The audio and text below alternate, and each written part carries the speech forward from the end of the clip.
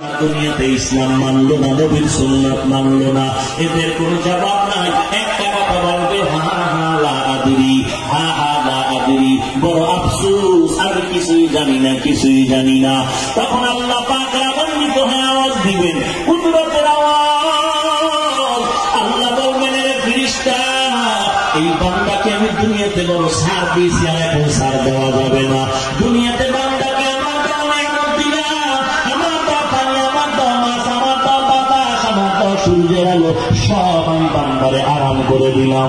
আমার দেওয়া নিয়ামত পাইয়া বান্দা একবারও আমার ডাকে নাই, নামাজ পড়ে নাই। আমি আল্লাহ সেদিন বাধা দেই নাই, আমি আল্লাহ রাগ করে পানিও বন্ধ করি নাই, বাতাসও বন্ধ করি নাই।